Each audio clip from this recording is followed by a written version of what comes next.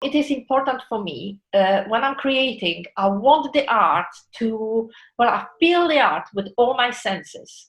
Because, for example, when I look at colors, I hear music.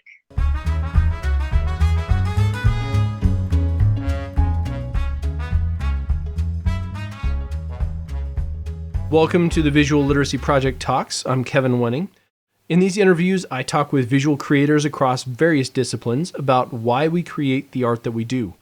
Why and how do some people cultivate deep knowledge and skills to communicate powerfully with their craft?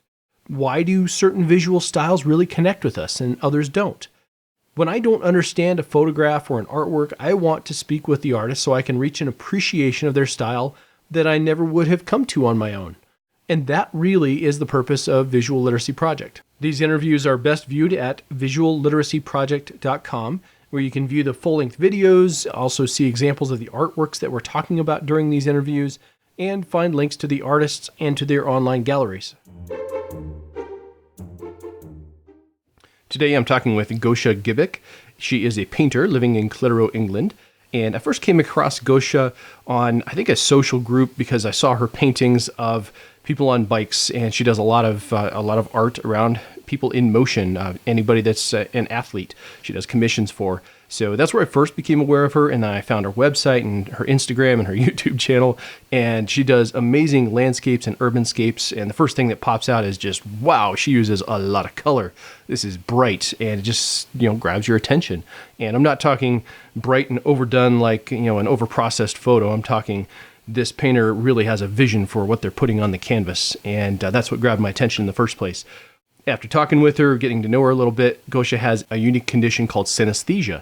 So synesthesia just blends all sorts of different senses together. So sometimes when you see a color, it triggers, you hear a word, or it triggers music, and she'll explain it a lot better than I can. Really what her niche is painting commissions for athletes to commemorate moments in their lives. So, because we do talk a bit about her commissions for athletes. I don't want this to sound like it's an advertisement, but really the point of why we talk a lot about that in the interview is that has been kind of her focus as a professional artist, because she really wants her art to mean something to people. She wants to create art for people. So that's her niche. All right, so let's go ahead and get right into it. Let's talk with Gosha Gibek. The most basic question that I wanted to start with, how do I pronounce your name? Is it Gosha? Gosha, yes. You can say it anyway, because people say Gosha or Gosha, and it's just Gosha. Gosha. Gosha is a professional artist who sees and paints in rich colors. She captures athletes in motion and creates urban landscape paintings depicting picturesque England and beyond. Gosha sees in colors. She's been blessed with a particular trait called synesthesia. Synesthesia is a condition that happens when a sense such as sight triggers another sense like a smell at the same time. In Gosha's case, her senses also blend one with another. She hears music when looking at colors, smells when listening to music, and most oddly, she sees words in colors. Yeah, kind of crazy stuff. Thanks to this particular trait, Gosha can perfectly capture people in motion or the vibrancy of objects and textures. This is really evident in her sports-inspired pieces that are full of action and movement. She has dedicated her professional practice to creating original, customized artworks that can capture the passions and adventures of anyone who wants to keep their vivid memories of their moments of achievement. Gosha wins painting competitions with her urban landscapes, but really she takes the most pride in creating personalized art to memorialize standout, active moments in your life. I was born in Poland, and when I was I was still a student, and I've decided, I had this dream about Lisbon. Lisbon is a capital of Portugal. Anyway, I had this dream about Lisbon, and during a holiday, I've decided that I need to get to Lisbon. And I met some friends from the university, who were going to go hitchhiking around Europe. They were going to go to Spain. And I thought I'd join them because that would be easy for me to get to Portugal. So we set off on a journey, three of us, and we were hitchhiking from Poland all the way to Spain. We didn't get to Portugal. Well, I've decided to stay there because I met an Englishman. Mm-hmm. So, and that's why I decided to stay there, because he was staying in Spain. The dream was to get to Portugal, but I never got there. Then Different dream. Dream changed. Yes, the dream changed. Yes. Were you going to university for your art, or what were you studying then? Yes, I was studying at the Academy of Fine Arts in Wrocław, Poland, and I was studying graphics fine arts. After these 3 years in Spain, then you went back and finished? I've decided to just go back for a few months to finish my final year. It was just a matter of doing my final diploma.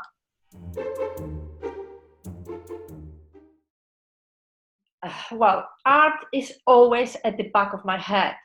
It's actually something, I think I was born with a disease, maybe art disease. I actually have a very good story about my birth. So art has always been a part of your life? It has been always part of my life. It's not something you decided at university, I'm going to study this. It like you said, it was a disease? Yeah, but how do you mean? Actually, as far as the university, I've decided, I always knew from a child that I wanted to be an artist. And I was telling everybody that in the future, I will be a famous artist. That was my dream.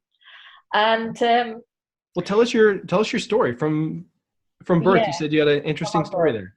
Yes, because when I was born with a serological conflict. It is kind of a blood conflict, problem of my parents not having a matching blood. My mom, I think she was RH plus, my dad was RH minus, something like this. However, it was 1976 in the communist Poland when I was born. Okay. Yes, I know. I'm trying to think of that time frame. That's right before I was born. Wow. So go on. So this story might be a little bit silly, but I believe that's why I become an artist. So this, I was born with this serological conflict. So straight after I was born, I had to have a blood transfusion because of this problem. But it was, like I said, year 1976 in the communist Poland, and one had to have a really good connections to organize this type of treatment for a baby. Thankfully, my mother was a very high-ranked nurse, and actually she was a midwife. So that's the connections. Oh, wow. She organized this transfusion, and she organized. I was transported in helicopter to another city and something like this. Okay. However, if it wasn't for her, I would have been left to die. And what does it mean if child is untreated after being born with this conflict? Then, they can die. That's the worst case. But usually they would be left with brain damage. Oh, wow. Okay.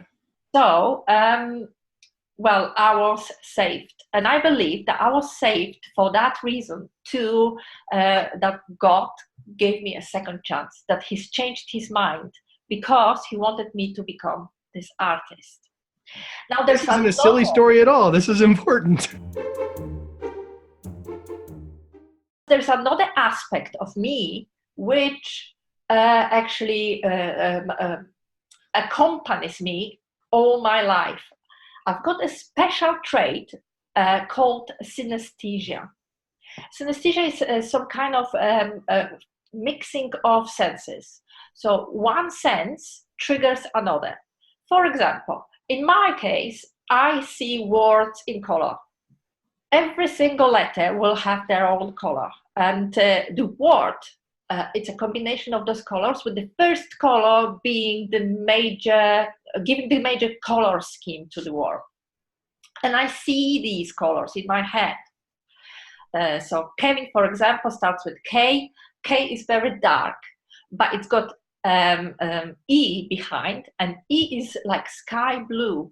And I think E, A, that's consonants, are they? They are always shiny, all those letters. So they always give a little bit more light to more duller letters in my head. Okay. Right. So you will be like indigo blue, but a little bit softened with this blue sky light. And that's your name. That's how I see you. So do you use that then in your art? Of course, yes. And if you see, I guess, colors from letters or words, do you write things down before you start to work on them? Maybe not that much, but what it is important for me when I'm creating, I want the art to, I feel the art with all my senses. Because, for example, when I look at colors, I hear music. Okay. And when I hear music, I can taste something, or I can feel cold or shiver, things like this. It is really...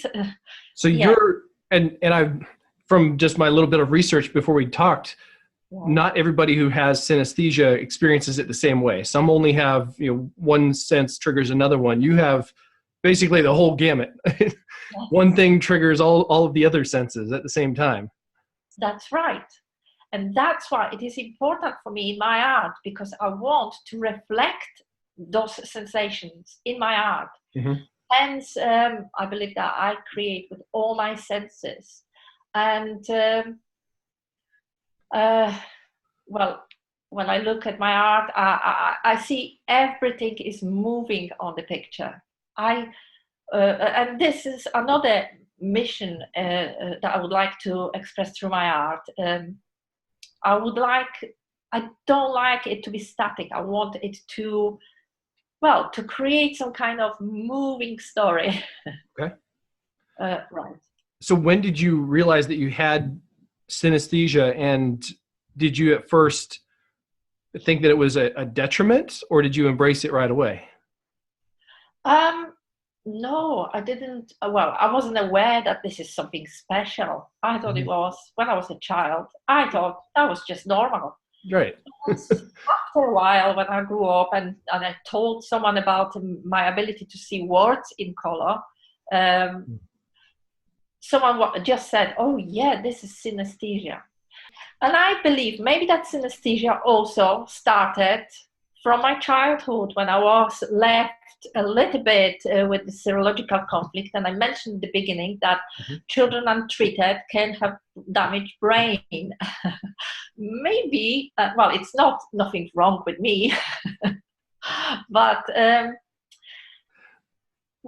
I think it makes me a little bit special. In this sense, your synesthesia, has it, the way that you experience words and colors and see movement, has it changed over your lifetime, or has it always been constant? It's always been constant. And I think lately, especially now when I create more, because my child is grown and I can spend more time doing it. Mm-hmm. So it is much more, it comes out with a bigger power. And another thing is the color. Very important for me. The color is so important for me. And I look for the color everywhere, in every places, even the dullest places. I would always search for color. It's my eyes are searching for the color. Okay. That probably also started at the university, because at the university, I had this wonderful professor. He was a painting tutor, and he was a great artist himself. And he was telling us about the color that he was telling us that if you're painting, you cannot just paint dull things as you see them. You need to find reflections of other colors in every matter. And one color reflects the other, and that's how we get this variety. So you kind of learned that. Somebody sort of taught you that, but you learned to harness your ability too, and it became part of your process. It wasn't just this organic thing that like, oh, I guess I have this talent. You actually learned to work with it and use it. Yes, you're right, and you put that in the right words. Yes, exactly. So I have learned to use it, and enhance even this ability. Mm-hmm. And thanks to this, my pictures are very, very colorful, full of color, and this the vivid color, and the dynamic that I would like to also express, because things are not static. We were talking about how you try and pull the color out of a scene and see things in terms of their vibrancy. I didn't find a portfolio, but all of these, of course, are on your Instagram. That's what we're looking at now. Yeah. So explain that. Like when you see a scene, are these colors that you see, or are you trying to, how do you decide what colors go into the scene? Yes. I decide about the color. Like I said, I look for the colors, and even in the dullest of the place, I would find some leading color, maybe color scheme. I always try to create my paintings in kind of color schemes. So there will be either pink or orange, or there will be, like in this case, majority of reds, oranges, and something just very contrasting with these colors, which is the blue of the sky and the blue of the shadow. Blue is naturally a cold color, cold in temperature. Hence, it is very nice to use it on those parts of the building where there is no sunshine. So I always look at the color scheme, and it just, and having a color like this, a leading color in this case is red and orange. I already see in my head that something that will really stand out against these colors would be blue, but I should probably give more green to it, but very bright green, which probably I'll still do. I'm going to go ahead and play this one because I didn't realize I clicked on a video here. And This is another key thing that drew me in, got me interested in following what you're doing, because you create these little videos. Oh, yes. Yeah. Showing your creation of the image. That's right. And I'm doing it because I don't want pictures to be just static. And I want to share the same experience I have when I create or look at the paintings. So that sun, this sun, I actually have painted the sun in that position first and decided that it's wrong, and I wanted it behind the building. The main building, and in my head this sun already moved. When I looked at this, I could see it moving. So and from my perspective, I'm looking at this as though you're just showing me the creation of your art as a marketing tactic, right? And you're saying, no, I'm doing that because I want you to see I want you to feel the motion and the movement in the picture. That's right. That's right. And in this case, I'm showing the technique that I've developed, which is using the dripping gloss paint, just ordinary household gloss paint, and dripping it from this palette knife. This is the technique that I've come up with. I mean, I've developed it of course, I was inspired by some other artists, but I believe that I've developed this technique even further because I mix such a variety of gloss paints. I mix them with oil paints. And another thing is that I use inks and acrylics, and I mix inks with acrylics just because when acrylics is so unsatisfying if it comes to color. It may look all right at the beginning when the acrylic is wet, but when acrylic dries, then the color shifts and it becomes really dull, too dull for my liking. So that's why you chose the gloss paint? That's why I've chosen the gloss paint, because the gloss paint would always stand out on the top of, whichever media I would be using before.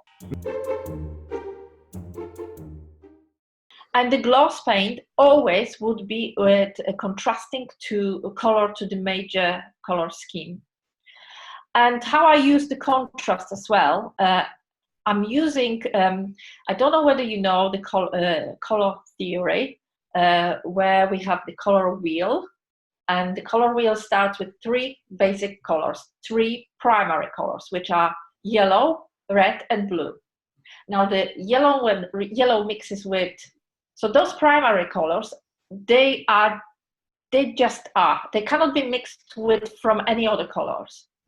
And then when we mix those primary colors together, we get secondary colors, which is green when we mix blue with yellow, and orange when we mix red with yellow, and purple when we mix red with blue. Okay. So these are the secondary colors.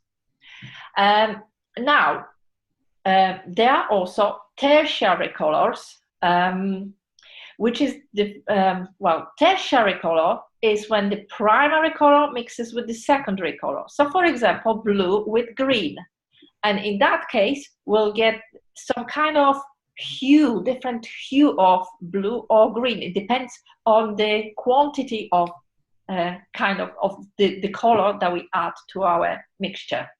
Mm-hmm. So if we add lots of blue and a little bit of green, then it will be very bluish green. And if we add lots of green and a little bit of blue, then the green will become like bluish. I don't know whether you can sense the difference, but so I am not a painter. I haven't studied it. It's color theory in that way. We use a little bit. I use it in photography. Okay. I'm usually looking for complementary or contrasty colors. To create that depth that pulls somebody's eye through the image. You're using it more to create just that vibrancy. I mean, obviously you've got a lot of depth in this image that we're looking at here, but you're looking at it more for the vibrancy and the richness of the scene. That's right. Vibrancy, richness, and movement, because you can see the light here is flickering. Yeah. At least I can see it. I agree. And you're right. That makes a huge difference that you've picked a paint that doesn't dull once you apply it to whatever your paper or your canvas. So I'm talking a little nonsense because I'm not a painter. I can't speak to you in your in your terms. But you've got an understanding, and you said very right that you are looking at the contrast and the complementary colors, which is something I was going to mention. So. Whenever my first layer of paint develops from secondary colors and tertiary colors, so there might be that variety of yellows going into orange and reds. Yeah. And then the gloss paint, which will go on the top of this, will be usually a complementary color to that base color, to create the contrast and make the gloss paint stand out. And that's how I create those striking effects, I think. And is the gloss paint also raised? You're going to have a texture once it's done. Yes, the gloss paint as well gets the texture. I'm going to switch over to your website here. When you do what was I looking at previously? Like your prints and your cards, like Oh, specifically on a card. Is that going to, yeah, what's your method for those? Are those printed or are those all hand painted? well, they come from my hand. These are prints from original paintings that I have painted. Yeah. So primarily they were original paintings. I've painted them, and now because majority of these originals is sold, so but I'm still able to sell them as prints. And it would be a very good quality print. It's called Giclée print, which comes from a wide format printer. Giclée print means it's a digital process, digital printing, resulting in print of a very high quality. And well, again, we can add the vibrancy of colors. So how do you take a print and turn it into, or I'm sorry, an original artwork and turn it into a print? Well, it is the original painting is being scanned onto computer, or I take photographs. But usually I scan the picture and patch it up in Photoshop. And Photoshop as well allows me to control those colors, because I can give it more contrast or more vibrancy, exposure, things like this. Clearly you've built your website and your professional personality around a commercial direction, which a lot of artists don't ever go down. But yeah, so everything that you put out publicly online is focused on, driving people to your studio, driving people to purchases of either art that you've already created or commissioning you for a specific piece of art, maybe of themselves on their bike, on a hike, doing something active. So you're directing people that way. Do you do anything aside from what we see on your website, just for yourself, for your own creative endeavors and growth as an artist as well? No, I only do it for others. And well, I want to create art for people. I want to create something that would bring joy to people. Because for me, the biggest achievement is when I can hear or see their happiness and their joy. And I want to bring lots of joy with my paintings. So no, I don't, well, whatever I create for people, I create for myself as well. It comes from me. But this is basically all I do. And as you've noticed, I've got two specific teams. I've got the sports team, which started with being a cyclist and my love to those cycling rides. Mm-hmm.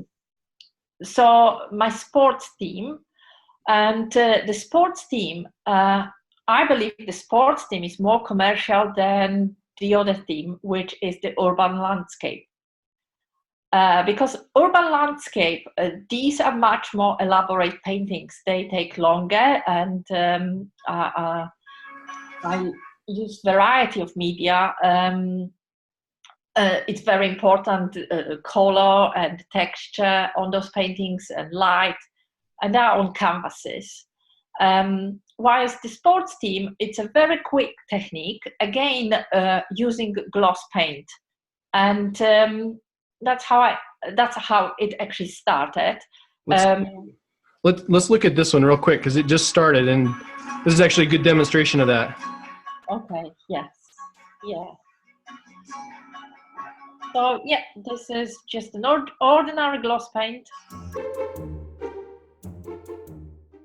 They come so easy. It's just so easy to create them. Possibly maybe 10 minutes, half an hour, and I would have a nice sketch. Because I believe this is not a painting. This is just a sketch that I do using this gloss paint and a craft knife. When I'm doing it, that's another thing, and philosophy that I've developed is, as I load my craft knife with the paint, and then I drip it on the paper, I never have anything pre-sketched on this paper. It's just, I'm just starting from a point and then it goes. However, the tool never touches the paper, so I never would touch the paper with that craft knife. And I would keep it above the paper and allow the line to take its own life. Here's a good example. I would think that you're either at the race and maybe took a snapshot of this, took it back to your studio, and then worked from a photograph. You're saying, no, it's all in here, and it comes out quickly. Well, actually, I do work from a photograph. And in this case, I'm looking for interesting pictures, photographs on Instagram.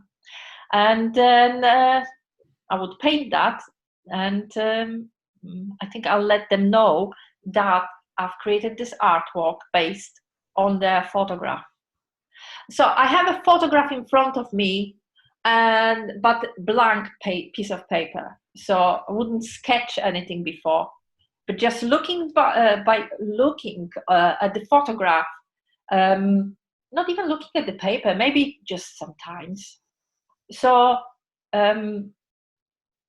that's how I create these. Okay, so you do both. Sometimes you just do completely freehand from memory, from your mind's eye, or are you always looking at a photograph in front of you? Yeah, I always look at the photograph in front of me. Yeah, but because what is drawing, and why people sometimes say, "Oh, I cannot draw," but drawing means to be able to observe. People, when they draw, for example, apple or anything, any object, they would never look at they would never really look at this object with interest. They would try, they would try to like copy, but without thoroughly observing the object in front of them. And my technique is, I'm looking at the object and my eyes follow the outline, my eyes follow the texture. So my eyes are like receiving the information, and my hand is just executing this information. I do lots of commissions like this, where people would give me photographs from their events, and well, they can say it could be a combination of many of photos, because, for example, like this Harry, the group leader. So he never actually gave me a photo of this group. He only gave me photo of his gear, so I knew what kind of colors he would like to have, and he explained that he would like this to be a group of cyclists. He would like to be on the top or leading this group, and he said about the background. He wanted it to take place in some kind of Yorkshire Dales. These are Yorkshire Dales, characteristic to English landscape, dry stone wall behind. Wow, okay. So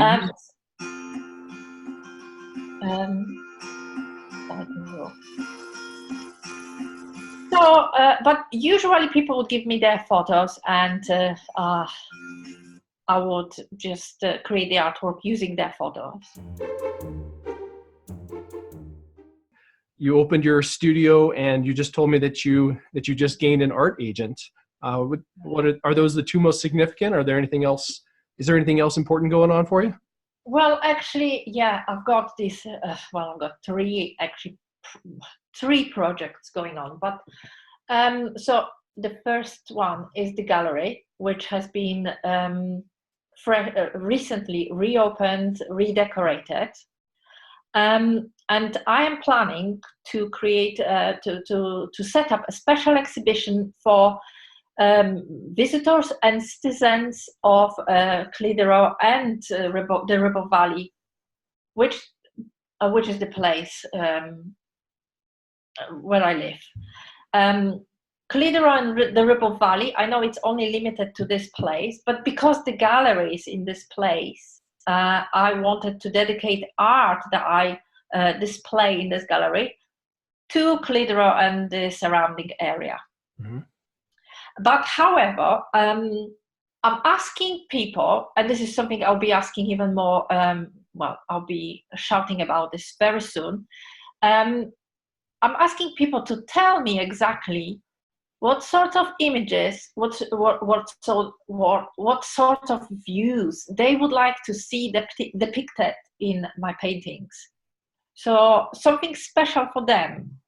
Because once again, I would like to accentuate that I want to create art for people. I create it for people, not for myself. It, of course, gives me an amazing joy that I create something.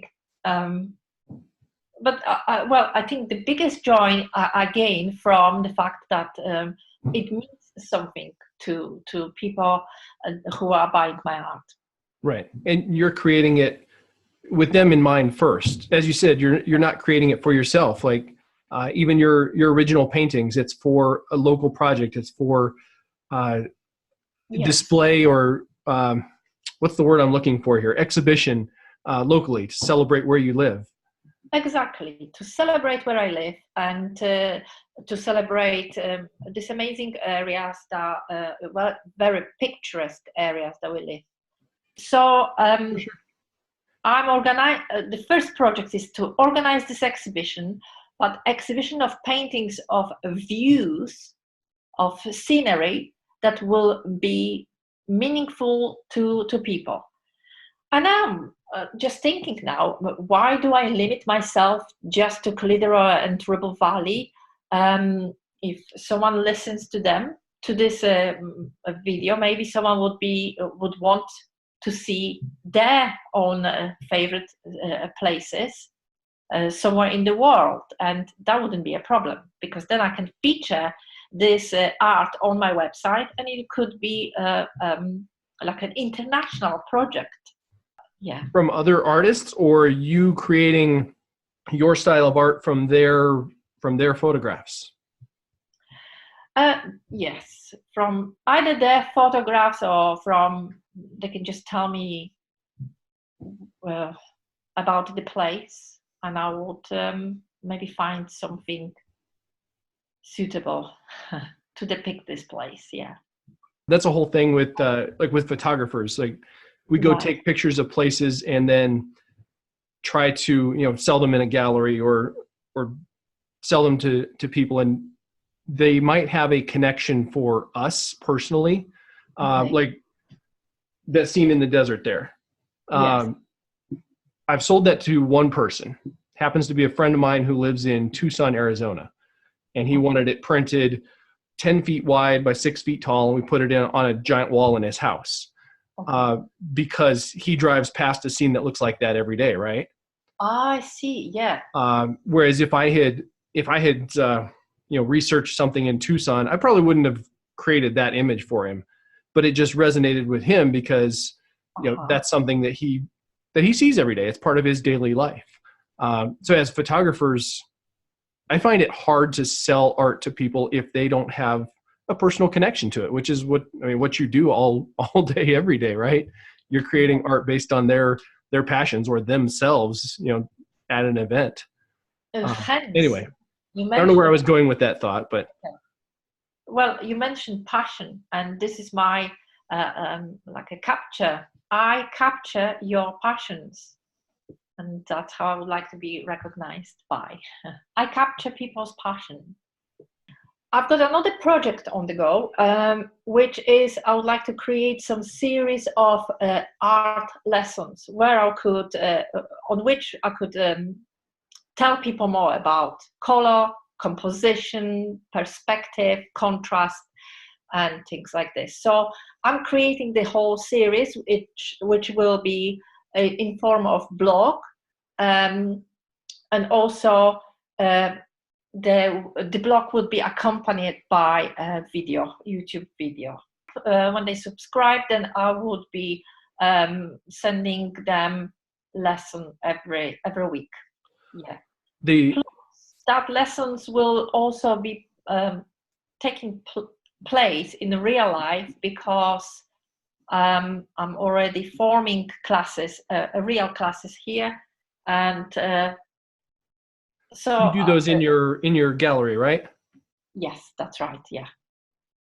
But that so these classes, yeah. So they will be on YouTube and in the weekly blog. And if you subscribe to my website, then you'll be notified about a new class coming out, and again, you will have a chance to create something during the week. That the responses, some kind of response to the lesson that you've been seeing, and maybe prepare some kind of prizes for people to, and I can also show your pictures and discuss these. Is it important that they work in the same with the same materials that you do, or can people work in whatever materials they want to? Well, they can work with whatever materials they want, but however, I will be showing the whole process of creation of my artwork. So then I will be using my materials, the media I'm using, and each lesson will incorporate these media. So, for example, there'll be a lesson on inks, on how to use inks and how to mix inks with acrylics, or how to use glass paint. So they can maybe try those variety, and also at the same time learn the basics or the elements of art, and which are important in creation of a painting. And also they would be able to follow the process of how I create my art. Are there any styles or methods that you've worked in that you don't really care for, that you tried and that you didn't pursue further? Right. Well, I am not really big fan of photography. I'm sorry to say that. I mean, I tried that just because I tried that, and I found this. Maybe the whole process of developing the film, it was kind of no, it didn't speak to me.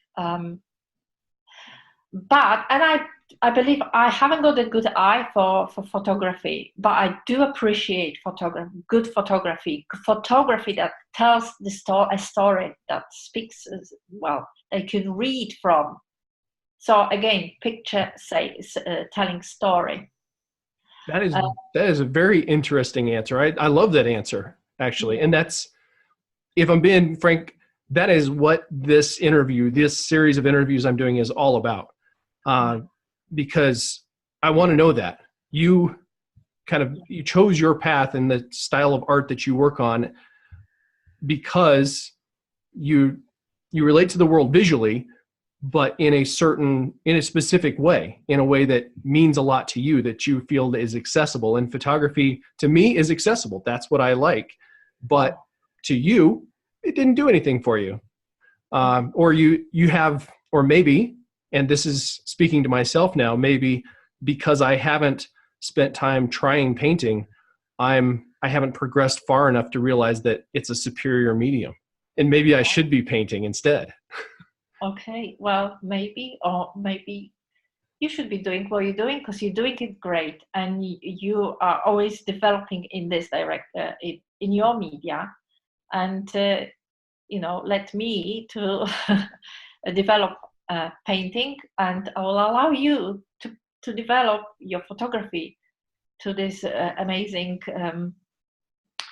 quality that you are achieving, because I really like your photographs, and I think that's how that's how well, my attention was on you because, like I said, your photographs are telling some kind of story. That maybe faces, people, places, and I always look at them and read something from it, and it's really mesmerizing for me. However, like I said, I wouldn't be able to create in this way. Maybe because I don't feel it the same way. Maybe you've got better connection with the camera, which I haven't found. And I found better connection with paints on my hands, and brush in my hand, or this dripping paint, where I can just pour something and let it to be free. Actually, to surprise me, because I believe I don't paint those pictures. I just only direct them a little bit, but they just paint. They paint themselves. Even with acrylic, with inks, I would, for example, splash water and then a drop of ink and some maybe very runny acrylic, and allow it to mix by itself. Mm-hmm. So I wouldn't have much input into that creation. So the media actually paints for me. Okay.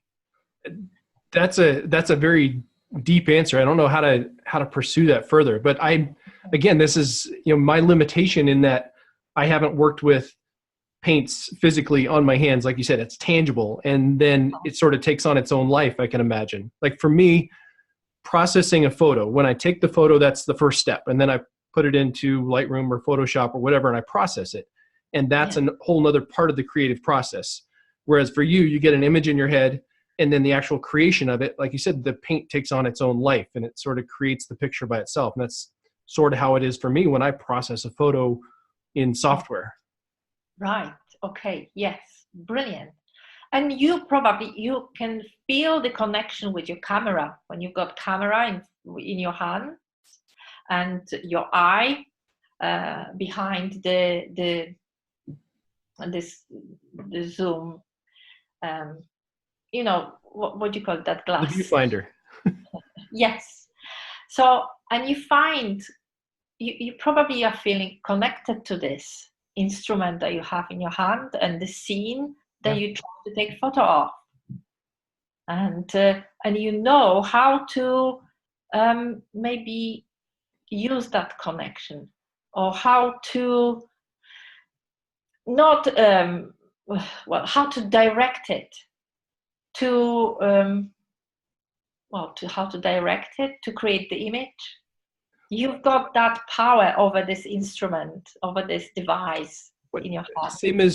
Same as what you do with your photos, where you pull out colors in a scene that I never would look at that street scene and say, this is red, but it needs the blues in the shadows, and I don't like the sun here. I want to put it behind I can do that when I'm composing through a viewfinder and a camera. I can say, okay, the sun needs to be behind the building. I got to walk over here and put the sun behind the building. But I can't do it like you can. You clearly pull that out yourself, just in a different way. Are there any styles of art or painting that you have tried, but you haven't spent a lot of time with, that you'd like to explore further?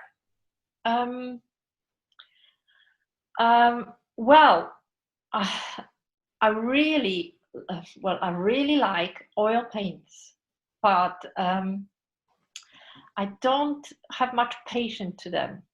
I really like the quality that oil painting gives me. It's so much different than acrylic, because, acrylic is just plastic.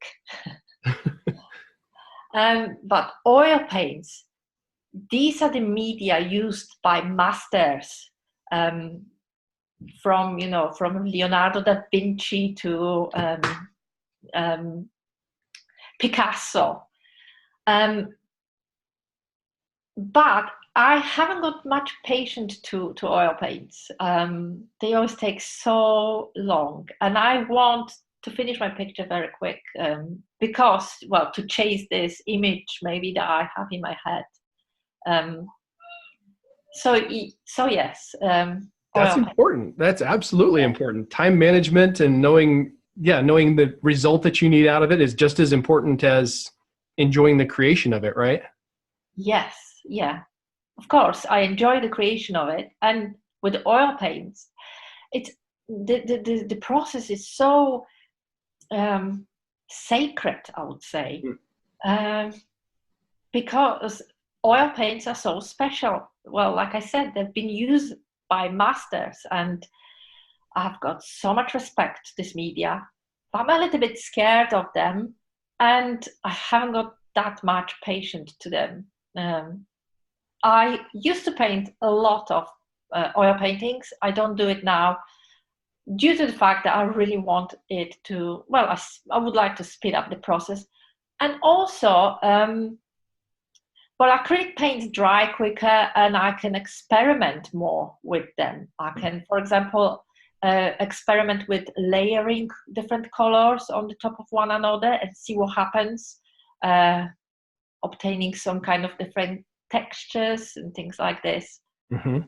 It is possible to do with oil paints, but it is much more sophisticated process. That's the nice word to use. Yeah. I love your analogy that you want to get there quicker. Yes. Well, I've got this hunger for that picture to emerge in front of me, to emerge in front of my eyes. I've got this kind of this urge to finally see it. And I know that one of your questions was, when do I feel, for example, when the painting is finished? Maybe you had this question. However, because sometimes it is a long process, sometimes it takes quicker than the other time. I really like to approach the paintings like go away from it, stop for a day, go away, and then come back, look at this painting from a different, with a fresh eye. Mm-hmm. And then when I see that nothing on this painting makes excuses, that there is no like problems with perspective or problems with clashing colors or colors being too dull, for example, needing to be more vibrant, or more, or lines that needs to be more accentuated. Mm-hmm. If I see that everything is in a perfect harmony, then I feel that the painting is finished. So it takes some time and few approaches. But that was a great line, that you can look at the image and it doesn't make any excuses. Yes, excuses. Yeah. Where did that come from? Is that your own, or did you find that somewhere? Maybe I've heard that. Maybe I've heard someone saying this before. I love it. I know exactly what you mean by that, but I've never heard it put exactly that way. That's just perfect. Is it important to know the masters and the history of your chosen art form? Yes, it is very much, very important, because art is like a relay race. We're just learning from one another, and we're passing the baton to one artist, and then take it further, pass it again to another artist who would take it again in a different direction. And that's how art evolves. And but it's important to know where it comes from. And we also learn, again, we learn from the masters. So it is important to know the art history and also the context behind the paintings. Like, for example, my favorite artist is a Mexican artist, Frida Kahlo. And I am really amazed with her story. It's not only the paintings, which are really charged with such energy, caused by her life experiences. and knowing about her story, her history, her problems, makes you look at her art with such interest. Well, I've heard it. I've heard it from more than one person. I don't know where it came from, but people don't buy the art; they buy the artist. All right. Okay. And so you're saying, even though, yeah, you couldn't have possibly been there when she made her paintings, you sense a story through it because you understand her and some of her story and maybe why she created the way she does, right? Yes, that's right. Yes, and of course, well, I first heard of her at while still being a student at art history classes, but then there's a really famous movie based on her story called Frida, exactly Frida. Mm-hmm. It's really beautiful, a movie, wonderfully done. With what I like about the movie is, well, of course, the story, the actors, but the colors, which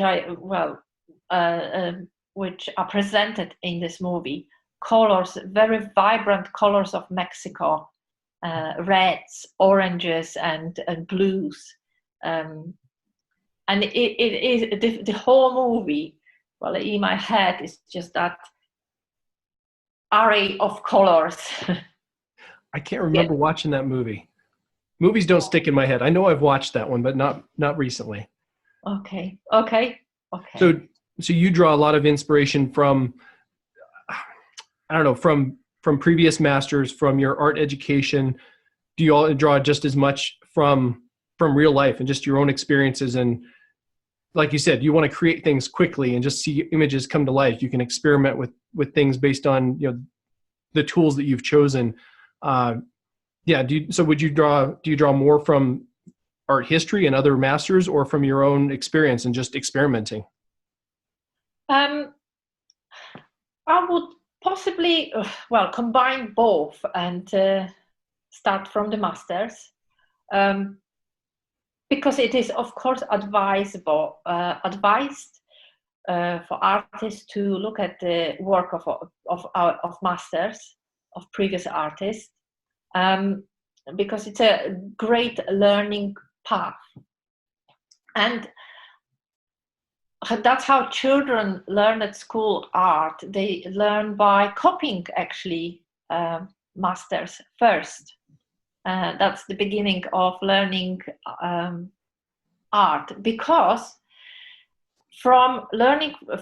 by copying other artists, we are able to develop our own style and technique. And maybe, copying, it's not really copy of that artist. When we copy, then we look at the maybe the technique that the artist used, or maybe the theme that artist was painting, or colors. Something about previous masters would always give us a lesson. And I've got few contemporary artists that I found and took inspiration from. But however, I want to believe that they taught me greatly, but I took it my own way. So it's a great inspiration and great idea, but yeah, I took it my own way, like in this relay race. Yeah.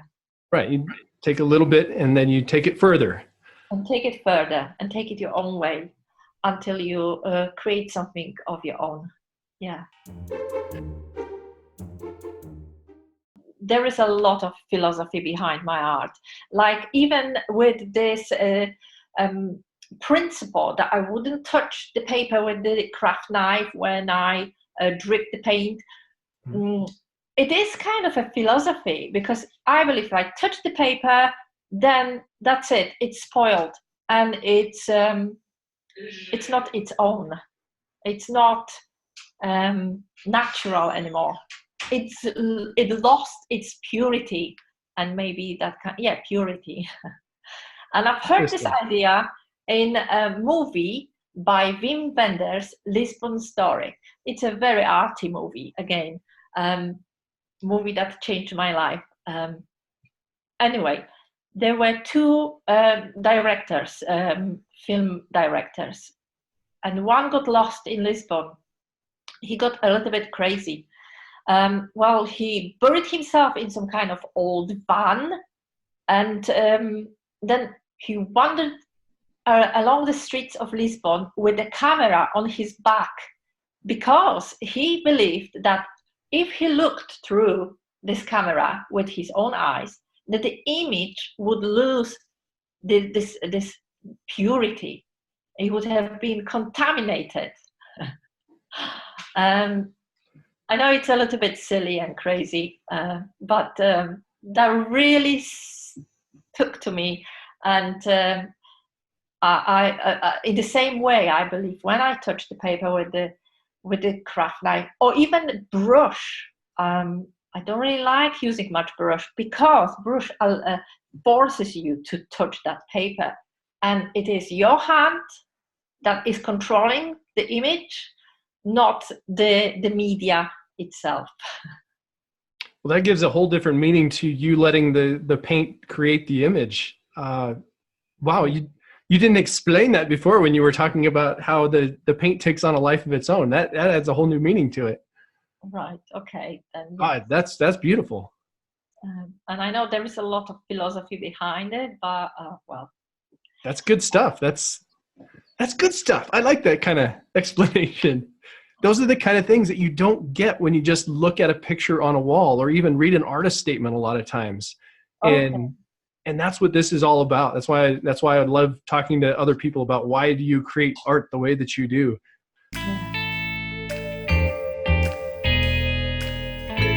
So before we wrap up, a few places that you can find Gosha's work. Of course, her website, goshart.co.uk.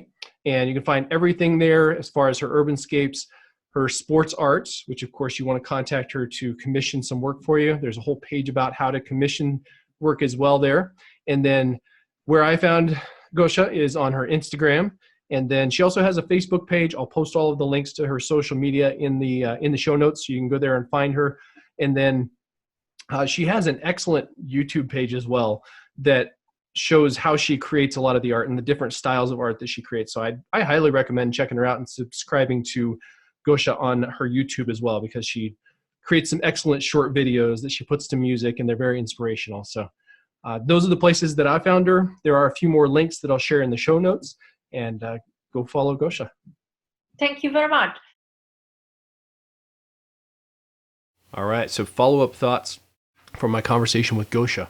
I've got 5 different items here. So number 1, you'll hear me say this more than once: embrace the beauty of your own reality. And that really rang true to me with Gosha. And she didn't know that her synesthesia was a unique trait when she was young. It was just the way that she saw the world. It was the way that things appeared in her head. And then she learned to embrace it and turn that into her art and transfer that onto a canvas. And yeah, amazing the way that she sees that something in a scene, the colors and the motion, like nobody else could do. So she really leaned into that, if you will. Second, her motivation comes from creating unique artworks for people. Several times during our conversation, she reiterated that the reason that she paints is to make art that other people can enjoy. In fact, this one here is from Gosha. She created this one for me, and this is from my bike tour in Morocco that I ran last year. My mates Andy and Aziz, they're in Tellouet, Morocco. So she created a piece, sent it to me. I get to enjoy that here. Thank you, Gosha, for that. I hope she watches this. And really, that is her motivation. When I asked her, what else do you practice? Is this all that you do? Because a lot of times, artists have a side project, something else that they do just for themselves that they don't really share with the world. She said, nope, this is it. I really want to make art that is useful for people, that commemorates important active things that they've done with their life. So I thought that was awesome. She has a very unique and focused vision, if you will. Third, the images that we make determine who we are as an artist. And there was a part that stood out to me where she said, it's just so easy. They just come to me. I don't paint the pictures. I'm just directing a little bit. And it was as if, this is just what I'm meant to do. Those images determine who she is as an artist. Her philosophy behind her art was another big thing that she liked to talk a lot about, that she doesn't touch the knife to the paper. She just lets it, she lets the paint, the ink, take on a life of its own. And she feels the connection with the image through the knife or through the brush. So really her philosophy is very strong, and that's the way that she creates her art. She sees the colors, and then she just starts letting the letting the paint take on a life of its own. Something that I've not experienced because I've not really spent much time painting, but something that makes me think maybe I should pick it up and give it a try and see if I can connect with what she means by that. And takeaway number 4 here. This is a quote that really stood out to me. I hope you caught it as she was talking. She said, "The painting is done when it doesn't make any excuses." Yes, that made total sense to me. And what I think she meant by that, basically that the art should stand on its own, that the artist doesn't need to stand over your shoulder and explain anything to you if it's a successful piece. And to me, that's what she meant by it. Could mean something different to you. So when I'm looking at a piece of art in a gallery, online, it immediately gives me a message. I sense, why the artist created it, and if it makes excuses, that means there's something in there that's a little bit amateurish. That either the colors aren't right, the brush strokes aren't right, the perspective isn't right, the lines are just wrong, and the art or the creation, the process gets in the way of just communicating the message. So to me, that's what she meant. If it doesn't make any excuses, then the message is clear. There's nothing getting in the way of just me looking at the piece and going, yeah, I get it. I know why the artist created this, and it totally speaks to me. And finally, the conversation we had about, should you know the people who came before you, the masters of your craft that you're practicing. And she said, the beginning of learning art is copying from the masters, and even taking inspiration from contemporaries and then taking it your own direction, which hopefully is what you're getting out of these talks. That's what I hope to accomplish by these Visual Literacy Project talks, is to give you building blocks, things that you can take from each individual artist that you hear a story about, you see their art, and you say, yeah, that resonates with me. I can use that in my art. That one works for me. I can use that. And you take little pieces, and we're all stealing as artists. We're all taking a little bit from all of the people that we get inspired by, whether it's the colors, whether it's the composition, whether it's their style, whether it's their motivations, their backstory. So I hope you're getting that out of this. That's why I'm doing this. And to me, that conversation neatly summed up exactly what we're trying to do here, and a motivation from her as far as what's taking her art forward. All right, that is it for my conversation with Gosha. Please share this, and if you want to see more, visit visualliteracyproject.com. Send me a message at kevin@visualliteracyproject.com if you want to share your own story as well. All right, cheers. I will see you all later.